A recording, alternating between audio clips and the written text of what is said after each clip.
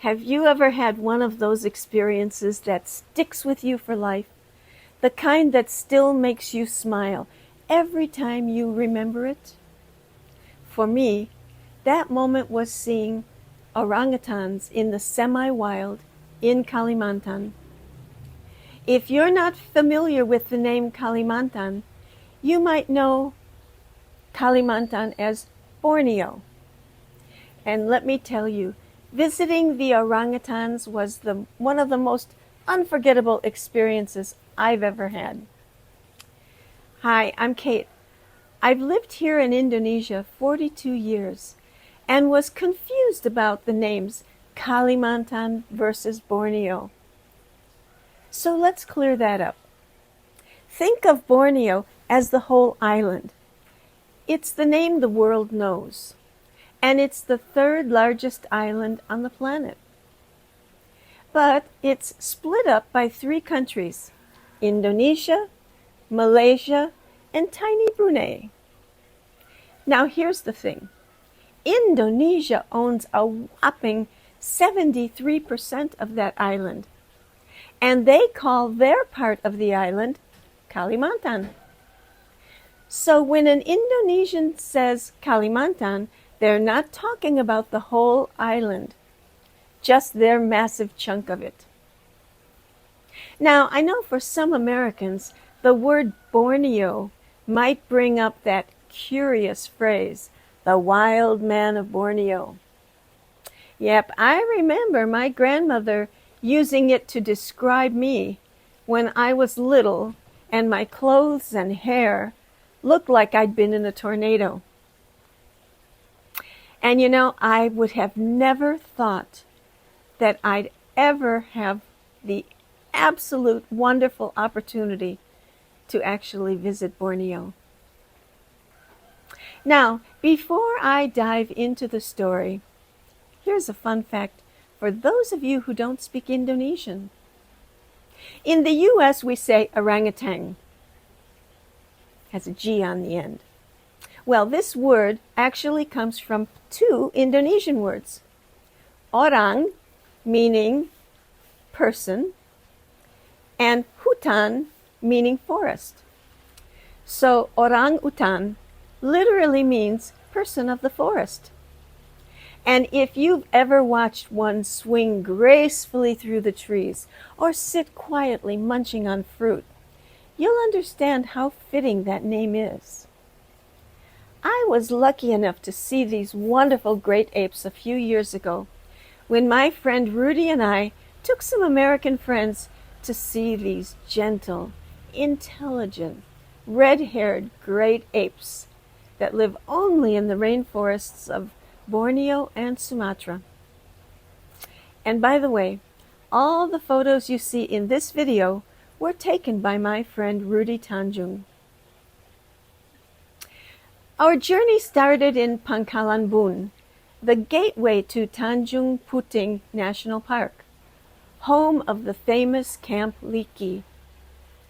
That's where we boarded a small wooden boat called a klotok. As we chugged down the river, the noise of city life disappeared and the air smelled like rain. Yes, the whole atmosphere changed. Now, I'm not sure what kind of accommodations are available these days, but at that time, several years ago, there weren't any 5-star resorts. We stayed at Rimba Eco Lodge, and I warned my friends not to expect anything lush. But you know, if you're willing to trade a bit of comfort for something magical, this is absolutely the place to do it. Now, legendary Camp Leakey was founded back in 1971 by Dr. Birute Galdikas and her then husband. Dr. Galdikas, by the way, is one of 3 women chosen by famed anthropologist Louis Leakey to study the great apes in the wild. Jane Goodall studied chimpanzees in Tanzania. Diane Fossey worked with gorillas in Rwanda. And Birute Galdikas came to Indonesia to study orangutans. Her work has helped the world understand these incredible animals, and Camp Leakey remains a hub of research and rehabilitation to this day. The orangutans at Camp Leakey aren't completely wild. Many of them were rescued from being orphans, former pets, or animals displaced by deforestation. They've been reintroduced into the forest and now live semi-wild lives. They're free to roam, forage, and nest as they please. But they're accustomed to humans and often come to the feeding stations where rangers leave fruit and milk to supplement their diet. One morning I was standing silently in the rainforest, watching a massive adult male hanging out in a tree.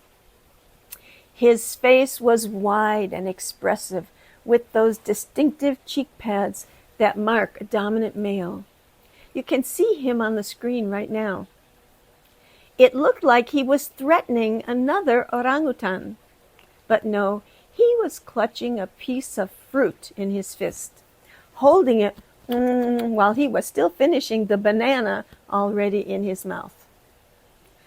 A little later, Rudy took a great photo of a mother with a baby on the eating station, where I watched them drink milk from a metal bowl provided by the rangers.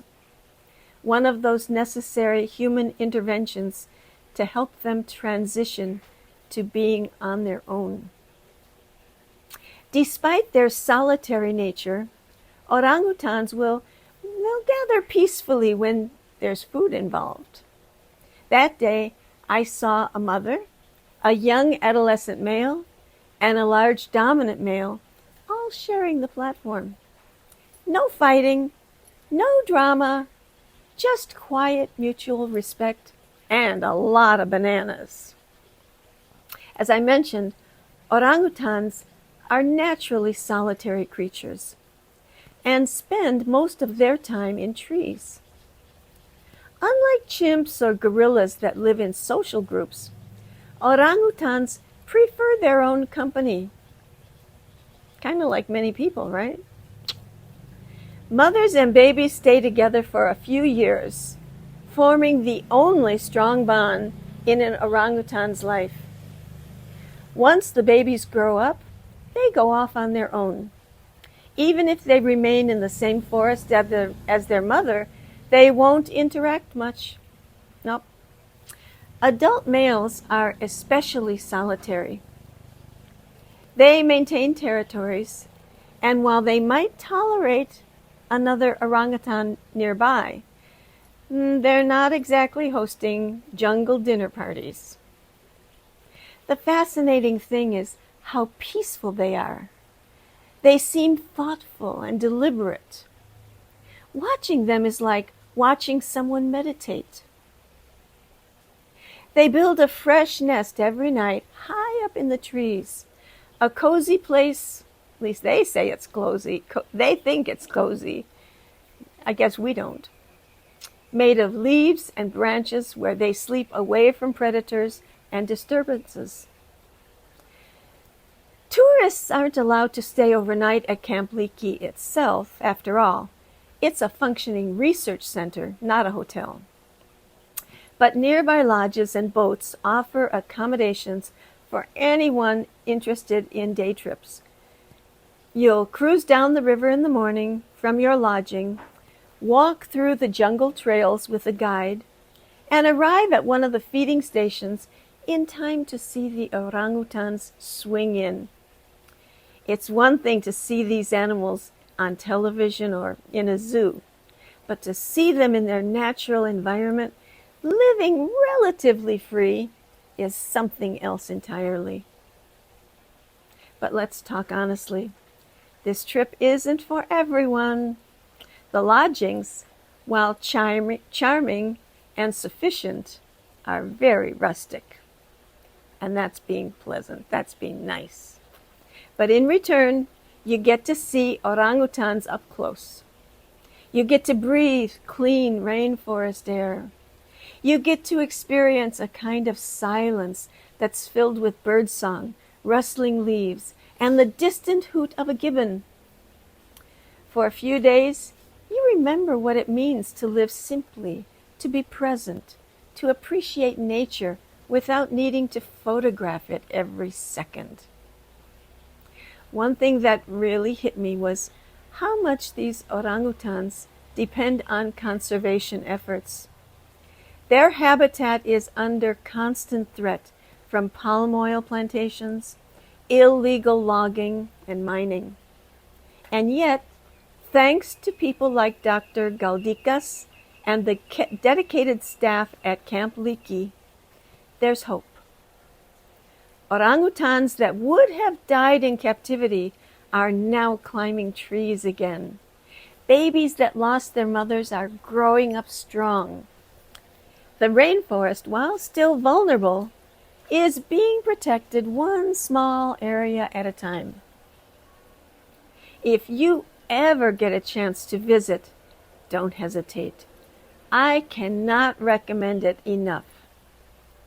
But even if you never make it to Kalimantan, just knowing that these incredible beings exist and that people are working every day to protect them is something worth celebrating. There's something about orangutans that connects with people on a deep, almost primal level. Maybe it's because we see ourselves in them. Their eyes look back at you, not like an animal, but like someone who understands. Look at this mom with her baby clinging to her back. After I returned home from Kalimantan, I couldn't stop thinking about those quiet moments in the jungle. The massive male carefully eating his banana, the baby orangutan nestled in its mother's fur, the klotok boat gliding through the early morning mist. It reminded me that there's a world out there that doesn't have to be rushed or monetized. Just life. Simple, wild, and beautiful. So if you're watching this and wondering whether an off-the-beaten-path adventure is worth it, yes, 1,000 times yes. Whether you're an animal lover, a nature enthusiast, or just someone looking to see something extraordinary, visiting the orangutans in Kalimantan is an experience you'll never forget. It's a reminder that even in a fast-paced world, some places still exist at a different pace. And maybe, just maybe, if enough of us care, the person of the forest will still be there for future generations to marvel at, to protect, and to learn from. Because after all, when we protect them, we're not just saving a species, we're saving a part of our shared story on this earth. If this video made you want to grab a backpack and head into the jungle, you're not alone. Orangutans stole my heart, and I hope they've touched yours too. Hit like if you've learned something new. Subscribe if you want to see more personal stories from Indonesia. And drop a comment to tell me what you like most about these amazing people of the forest. And if you're curious about my experiences in Indonesia, check out some of my other videos about expat life here. Thanks for watching. Bye for now. See you next time.